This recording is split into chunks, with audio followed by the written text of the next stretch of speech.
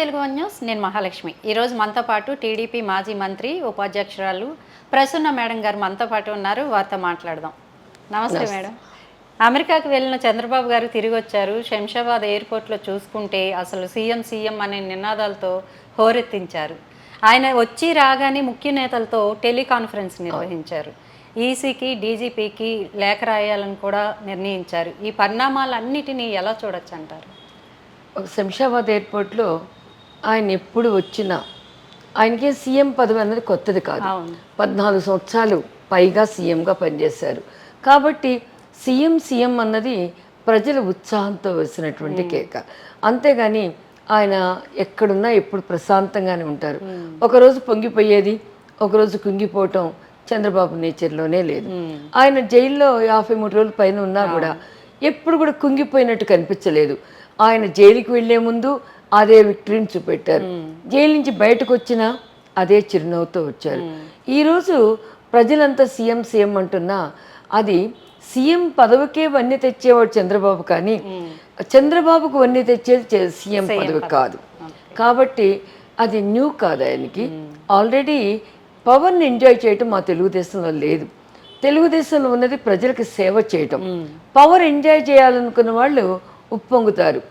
అదే మనం ఆ రోజున జగన్ గనక లండన్ వెళ్తే ఎయిర్పోర్ట్లో సీఎం అంటున్నప్పుడు ఆ ధ్వనికి ఈ ధ్వనికి తేడా ఉంది. ఈ ధ్వని నిండుగా ప్రజల మనసులోంచి వచ్చేది. అది కొత్తగా ఆయనలో ఉద్రేకాన్నో ఉత్సాహాన్నో లేకపోతే ఏదో జరుగుతుందన్న సంభ్రమాన్ని చూపెట్టాల్సింది కాదు. ఆయన ఒక రకంగా చెప్పాలంటే ఈజ్ ఎ ఫిలాసఫర్. అన్నిటినీ అనుభవించి అధిగమించి అన్ని ఒడ్డుల్ని చూసి జీవిత సత్యాలన్నిటిని తెలుసుకొని జీవనంలోని కష్ట సుఖాలన్నీ మేళవింపు చేసుకున్న ఒక తాత్వికుడు. అందుకనే మనకి ప్లేటో కానీ అరిస్టోటిల్ కానీ సోక్రటీస్ వీళ్ళంతా ఎట్లా చెప్తారంటే ఎప్పుడు కూడా మన పరిపాలించే రాజు ఉదాత్తమైన మనసుతో ఉండాలి, తాత్విక చింతనతో ఉండాలి. అలాంటి రాజు కనుక దొరికితే ఆ ప్రజలు చాలా ఆనందంగా, అది తెలుగుదేశంలోనే జరుగుతుంది. ఒక ఎన్టీఆర్, ఒక చంద్రబాబు, అంతేగాని వేరే చోట మనం ఎప్పుడు ఆ తాత్విక చింతనతో కూడినటువంటి ప్రజాపాలకులు చూడాల. ఈరోజు చంద్రబాబు గారు టెలికాన్ఫరెన్స్ ఇది మాకు కామన్.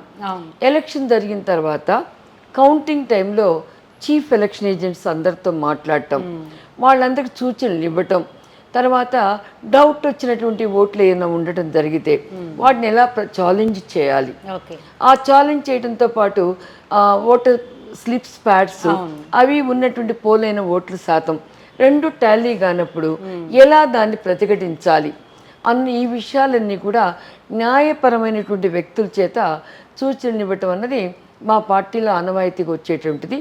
మా పార్టీ కాదు, ఎవరికైనా ఎసెన్షియల్ ఫ్రమ్ సర్పంచ్ టు అడ్మినిస్ట్రేషన్లో highest last president of India వరకు కూడా తప్పదేమో. కాబట్టి ఎన్నికన్నది సక్రమంగా జరగాలి, కౌంటింగ్ సజావుగా జరగాలి. కరెంటు లైట్లు ఆపేసి అవన్నీ నొక్కేస్తే అది కూడా మనకి ఏం జరిగింది, నిన్న మాచర్లలో ఏం జరిగింది, విఐపి ప్యాడ్ని ధ్వంసం చేస్తే చర్యలు. తర్వాత ఎక్కడో కొన్ని విఐపి ప్యాడ్లు స్లిప్పులు కనిపించినాయి అంటున్నారు. ఏమైనా జరగచ్చు, జగన్ ఓడిపోతానని. ఆయన ఓడిపోయే ముందు కానీ ప్రజాస్వామ్యం ప్రజలిచ్చిన తీర్పులో అంత పిచ్చి పనులు చేయడానికి ఆస్కారం ఉండదు. ఎనీవే మాకు ఎలా చెయ్యాలి అనే దాని మీద న్యాయపరమైన సలహాలన్నీ చంద్రబాబు గారు ఇస్తారు, తీసుకుంటారు. పరిణామాల మీద డీజీపీని మాట్లాడతారు మా ప్రతినిధులు.